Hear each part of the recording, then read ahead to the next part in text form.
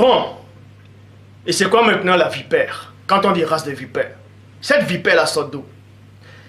Quand on dit, vous avez pour père le diable, on sait que le diable, il représentait le diable, il représentait le dragon, il représentait le serpent. Vous voyez cela dans l'Apocalypse chapitre 12 au verset 9. Il fit précipiter le grand dragon, le serpent, c'est qui est le diable et Satan, il séduisit toute la terre, bref. Ésaïe chapitre 59 au verset 5 dit. Ésaïe 59 au verset 5 dit. Il couvre des œufs du basilic, de basilic, virgule, et ils disent, et ils tissent des toiles d'araignée, point. Celui qui en mange de les œufs meurt. Et si l'on en brise un, il en sort une vipère. Vous voyez cela dans la nouvelle édition de Genève. Donc on vous dit en fait que les descendants de ces enfants illégitimes là, qui étaient de la race des vipères là, de ceux qui se disent juifs là, ils sont de la race des vipères. Et on vous montre en fait l'origine d'où ils sont réellement sortis. Ils sont, les pères c'est le diable en fait, mais selon le Christ et selon Jean-Baptiste. Mais on vous montre réellement l'origine où ils sont sortis. Quelle est l'entité qui est descendue sur la terre, qui a peuplé ces œufs là, avec les femmes noires?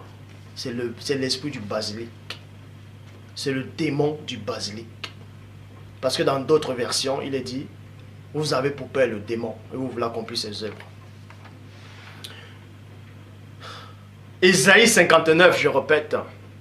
Ésaïe 59, verset 5. Il couvre des œufs de basilic et il tisse des toiles d'araignée. Celui qui mange de les œufs meurt.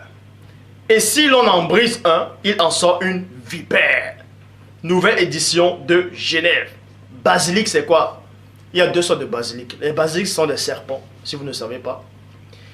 Bon, il y a aussi des basilics qui sont des aromates pour faire la cuisine avec, mais c'est pas ça dont je fais allusion. Basilic ici, c'est le serpent. Dans le Moyen-Âge, le basilic c'était un serpent dragon, un dragon en forme de serpent, c'est un démon.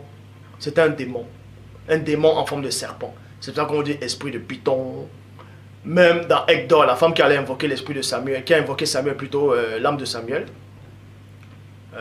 Dans d'autres versions, on dit qu'elle était possédée d'un esprit de Python. Même pareil comme à des apôtres. Ce sont des démons de Python. L'esprit de Python, c'est un démon de Python. Pourquoi un démon de Python? Dans le livre que je suis en train de... que j'ai presque fini là, j'ai expliqué pourquoi les Australopithèques, Homo sapiens, Homo habilis, Homo erectus, ils ont réellement existé. Certes, mais ce n'est pas ce qu'on veut nous faire croire. Ce sont des anges de chute qui sont descendus, ils ont couché avec des animaux, avec des singes, avec des boucs, des taureaux. Bref, j'explique tout en détail dans le livre. Ils ont couché avec des hommes, ils ont couché avec des femmes. Et ça a engendré des monstres. Ça a engendré des hybridations. C'est là où le Père envoie le déluge. J'en dirai pas plus. J'explique ça tout en détail dans le livre. Donc, le basilic ici, c'est quoi? C'est un démon. C'est un démon du haut rang.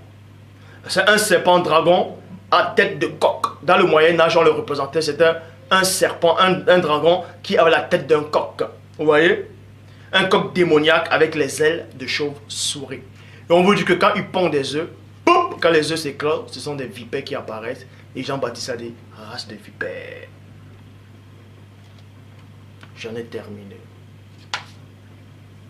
Donc pour tous ceux qui s'avisent encore de dire que ceux qui sont en Palestine, c'est le peuple de Dieu, c'est à Dieu lui-même que vous allez rendre compte. Je dis bien, c'est à Dieu lui-même que vous allez rendre compte.